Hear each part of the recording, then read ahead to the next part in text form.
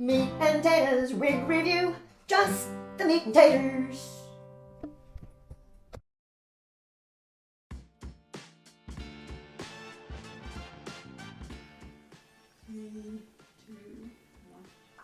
Hi, this is Becky with Meat-n-Taters Wig Reviews, and I am here to show you Angela by Estetica. Kinda.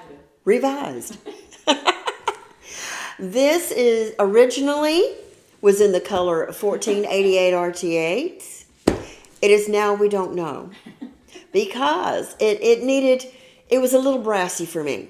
So Kathy said, well, I can put some lowlights in it. So she did. She put some lowlights in it, and we've got pictures of the before and the middle, and this is the piece de resistance, the after.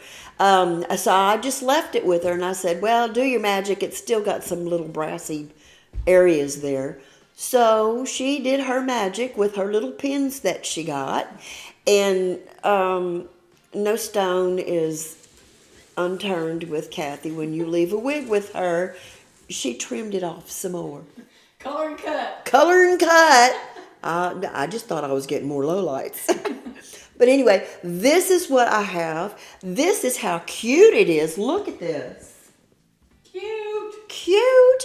It is just, it's a revised Angela. If you have an Estetica Angela and it is past where the point of where you want to wear it anymore, they can be revived. I think this is Second cut. the second cut. Yeah, we trimmed off the first layer, and it still had a little bit longer layer back here. And then the curls are like in 3 different layers. Yeah. So you can trim it up, and it's still just as cute. So in fact, I'm liking it better now. So watch the video because coming up after Becky does the intro here, we've got the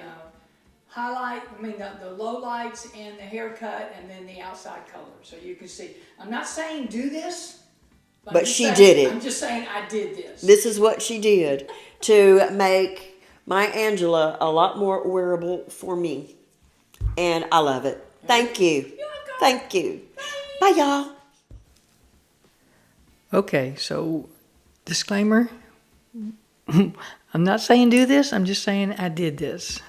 What I'm holding up there is what we use here at the house to touch up our furniture. It's Minwax wood finish stain markers. I used red oak. I actually did find this on eBay, and I will put a link if anybody wants to try this. Please try it on an old wig first.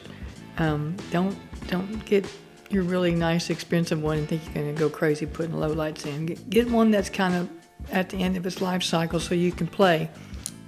This did change the texture of the wig a bit, and I just gave it a shampoo, and most of that resolved.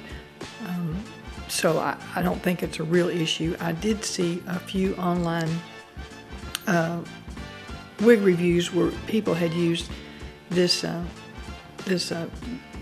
touch-up marker to put roots in their wigs. So I know it works for that because it's kind of been tried and true to do that. But for the highlights, again, it may change the texture a bit, so just kind of be aware of that.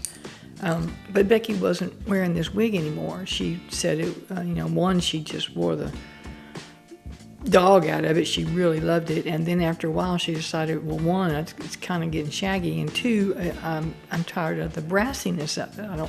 I've progressed from that, so she wasn't wearing it anyway, so I had nothing to lose. So I just thought I'd have a little bit of fun. That red oak color kind of just put auburn highlights versus that bright brassy highlights. You can see the auburn in there, and of course once I do that, I have to give it a cut. Oh, I came back in. I had this set of brown Sharpies. It comes in a set of 5 or 6, and that's also on Amazon. I'll put a link in for those. So I got the darkest brown that comes in that kit because I didn't want to change the highlight there at the nape where it might scratch your neck. So I just got the little Sharpie and then took a little bit of that brassy gold off with that. You can see how it really took it pretty well. Again, it kind of made it auburn looking. Not the greatest thing. I did go back later and add some more of that. All right, and you know you can't leave a wig with me that I'm not going to cut. So I kind of lined it up, bangs to the tag right there on that little hanging wig. That's my favorite wig stand there. It's an adjustable wig stand. I'll put a link for that too. Anyway, this is sped up, so it looks like I'm just going at it crazy, but it's a little bit more calculated than it looks.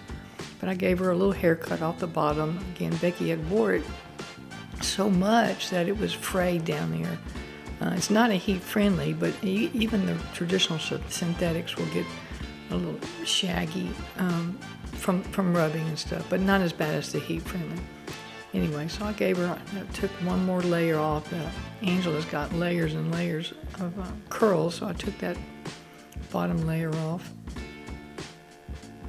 Again, I'd already done that once to that wig before Beki even got it. I wore her once or twice, and that extra long curl in the back was driving me crazy, so I cut it off and decided I wasn't really wearing her, so she went home with Beki, and Beki looked fabulous in it. She wore it a lot. All right, now these are my oh no, those aren't the thinning shears. Those are the serious scissors. Now back to the thinning shears. Here we go. Thinning shears are very forgiving if you're not comfortable cutting hair. Kind of start with that because it doesn't do a straight line. It kind of cuts it in a softer cut, so you can get away with a lot more, especially on those curly ones. All right, and again, I'm not really going that fast. That's the magic of cameras. All right.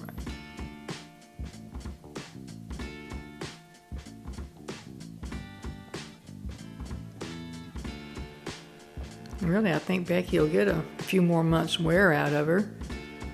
And then she'll look totally different. Again, it's a different color and it'll be a little bit shorter.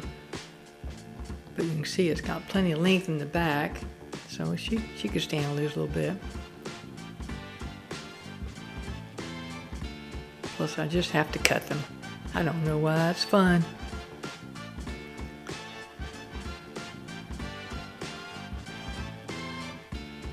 And those little wig stands like that are real good for cutting hair. You can see I can pick it up and flip it around, and you just got to make sure you got it on there straight. And I just line that stand, the stem there, up with the align the bangs and that stand there, and then the tags. All right, now we're gonna go outside, and you can see where I put those low lights in. You can see anywhere where it looks kind of auburn. Those are the brightest areas of the wig that I pulled out, and right there, and then I just made them auburn instead of the golden. Again, right there. And then you can see the Sharpie on the nape there. There you go. Ta-da! Brand new wig. Well, kinda. You can see the auburn. And they got all kinds of different shades in that wood touch-up stain. If you get on the Amazon link, you'll see I put it on the red oak, but when you see it, it'll give you, it might be 6 or 8 choices. All right, well, thanks for watching Meat-n-Taters Wig Reviews. Please subscribe.